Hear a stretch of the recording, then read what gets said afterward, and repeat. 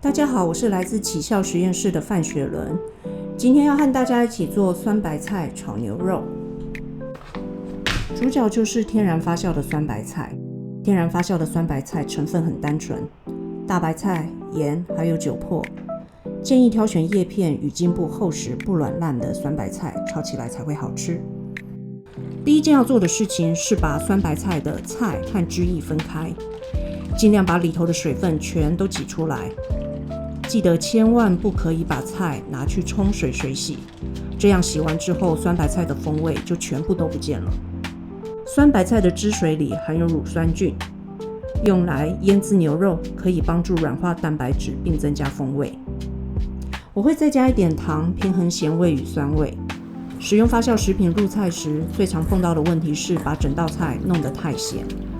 一包酸白菜的盐分总含量大约是2到3%，而中式的家常菜咸度通常落在0.8到2% 之间，大约是酸白菜咸度的一半。用这样的概念，我们来称一下酸白菜的重量。今天我的炒肉片是150克左右，酸白菜也就称个差不多150克，咸度就先减少了一半。后续再加入新鲜的蔬菜，咸度就会比较刚好，还可以加入其他的酱料调味。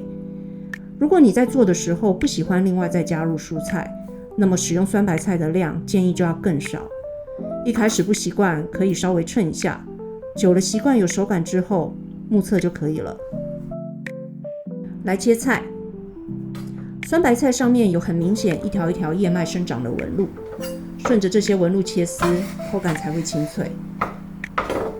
听着声音就可以知道酸白菜还有脆度，并没有发酵到软烂。也是这样的酸白菜才比较适合用来炒肉。如果你手边的酸白菜发酵时间比较长，质地变得软烂，同时酸度也比较高的话，会比较适合用来煮汤或是煮火锅。切完丝的酸白菜整整齐齐堆叠起来后，你可以看到不管是叶片还是它的茎部的部分，都还是保有厚度，并且形状非常的坚挺。这就是适合用来炒菜的酸白菜。看一下150克大概是这样的分量。葱切段，把葱白和葱绿稍微分开。今天选用的蔬菜是洋葱，蒜头切末。就算不吃辣，也建议去掉辣椒籽之后清洗并泡水。除去辣味之后使用，能帮助增添香气与风味。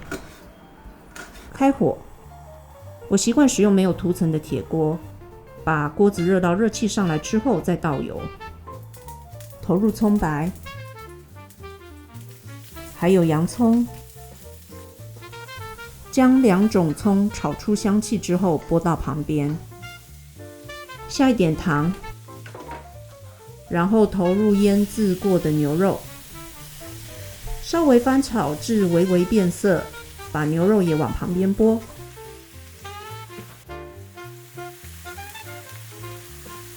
投入酸白菜，这时候可以补一点油。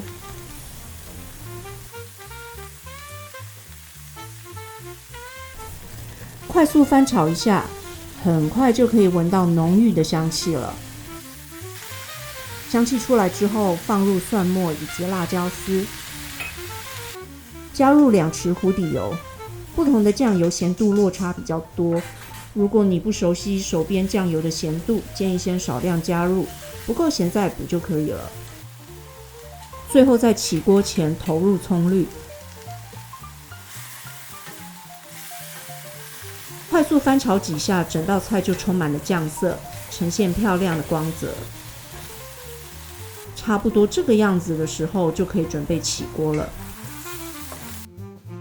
酸咸的香气搭配酸白菜天然的发酵风味，非常的开胃下饭。